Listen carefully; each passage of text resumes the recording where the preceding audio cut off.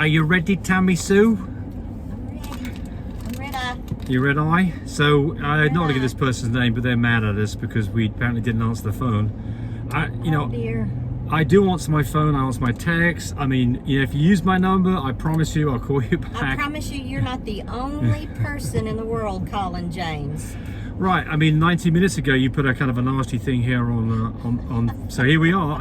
I gave you the phone number, call me. Take a chill pill. I don't see where you've texted me or you've called me, so I'm not sure what's going on. I can't find you in our records where you ordered under that name, so I try to call you back.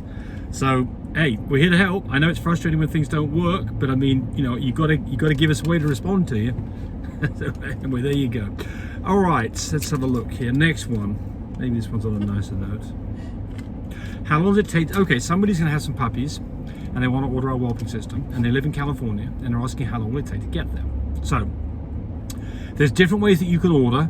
You can order regular post, which typically takes, it's pretty lousy post. I mean, it's like 10 days, maybe less.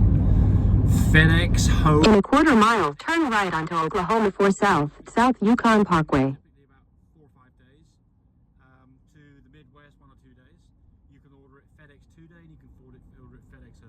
FedEx overnight gets to be expensive, but turn right onto Oklahoma 4 South, South Yukon Parkway. FedEx, any kind of FedEx, we try to get your order out the same day, unless you order something like at midday, it might not get out that day. If you order something, in the morning, it should get out the same day. Plus, it kind of tells you on the website too about how long it is. Yep. Everything's on the website. Yep. So this person here had continue on Oklahoma 4 South for 1.5 miles.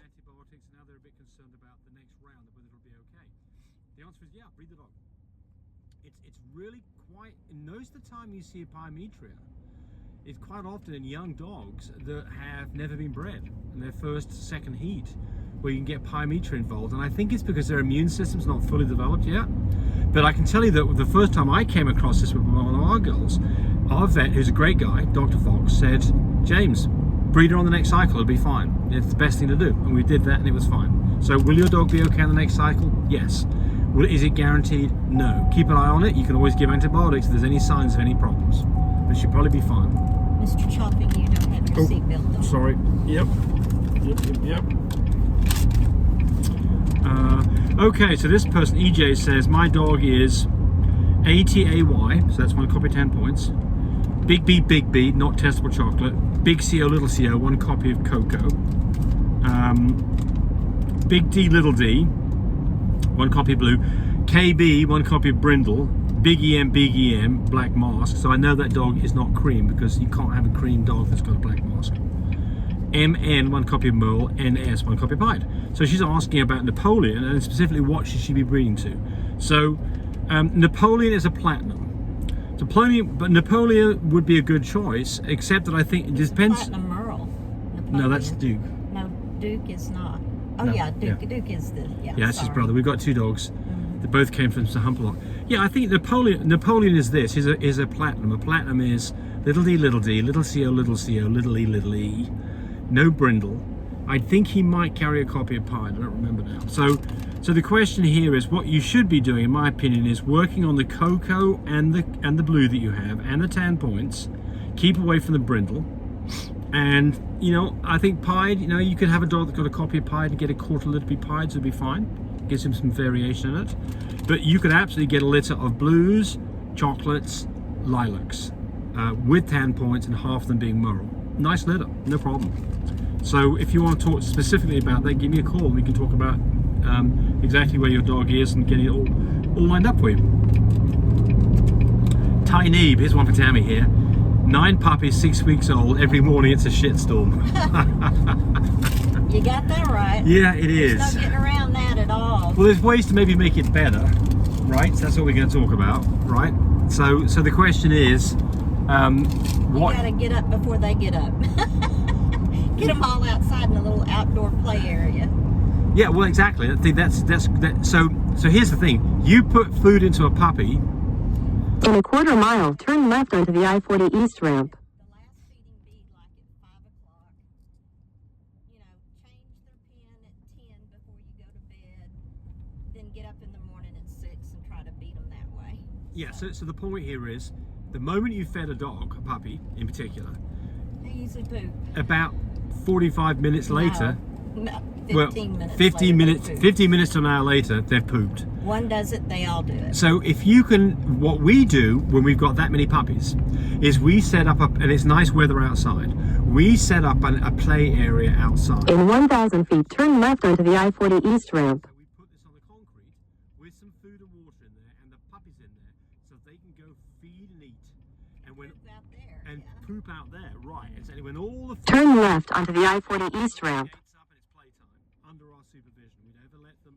Now, if you're in the house and you've got 9 puppies, put them in 2 different sets of pens. And when you're feeding them, you're standing there watching them eat and see everything, how it's going. And then when one poops, clean it up real quick, and the other one, clean it up real quick if it's winter time. So, Yeah, that I've even helps. seen Chanel when she's doing that, pick a puppy up and put it in a particular area that she wants to poop. Yeah. She had actually a cat litter box with pine chips in it, which we've been working on this. I'm not sure exactly whether I'm sold on this idea yet. She was kind of iffy about it, but the whole point here is, Well, is she was allergic to the pine. Oh, that's anyway, right. Yeah, too. that's right. Yeah, that's right. Yeah.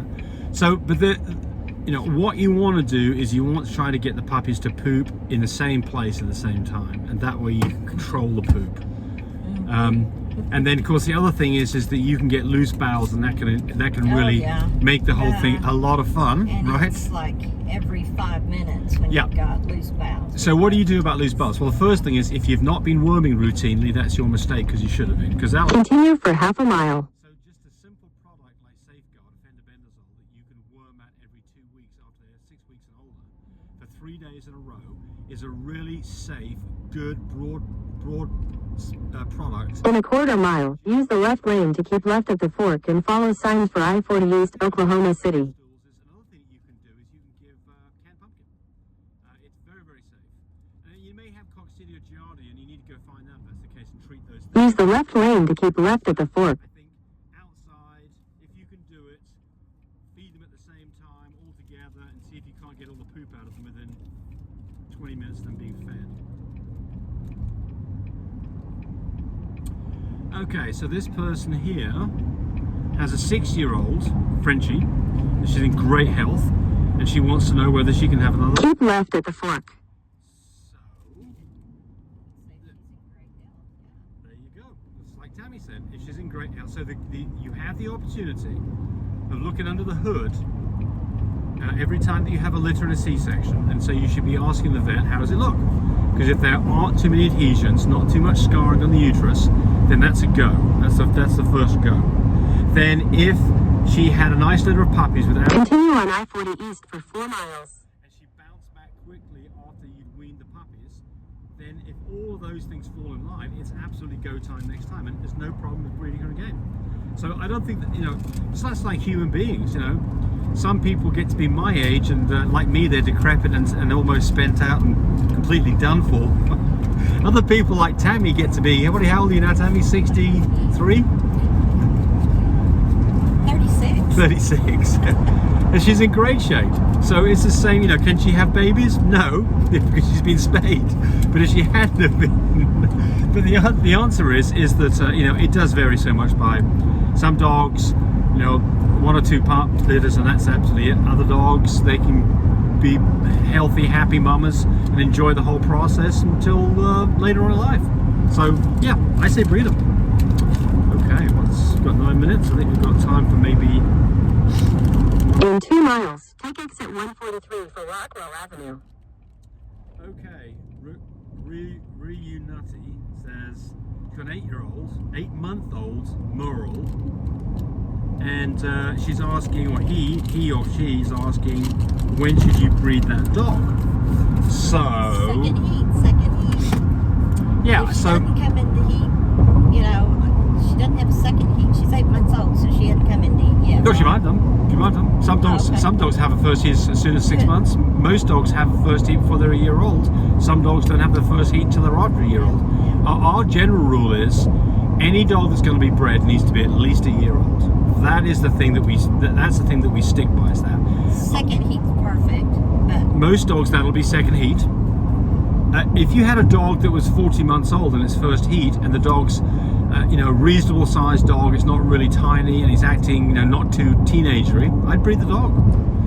And I've never been in a situation that I'm aware of that we've bred a dog and we should have waited and it was really a mistake. I haven't seen it happen.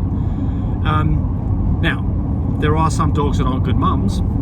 That's not necessarily because of their age. That's more, and I mean certainly. In half a mile, take exit 143 for Rockwell Avenue. Things going on, right? Just aggressive dogs, too much, you know, don't like being around other dogs. I mean, there can be occasionally. Too much competition, Yeah. worried about other dogs. Pretty unusual in Frenchies. I mean, other breeds may be more likely, but Frenchies are pretty. Take exit 143. So I was just thinking about something else that I was going to say about. Yeah. So the other thing that we do see though is in young dogs of their first litter. In a quarter mile, turn right onto South Rockwell Avenue. Especially after a C-section and they're looped up on drugs, where they are a bit lost for the first 24 hours, and you know, you're kind of worried whether they're going to step in and become a decent mum. Almost invariably they do, but certainly you can expect that. I don't think that's any. Turn right onto South Rockwell Avenue. New to the whole process. I think that any dogs that are new to the process, they don't really know what's going on until the puppy's there and then their instincts kick in. Okay, let's see. I think there's one more question here. What was it I was going to answer?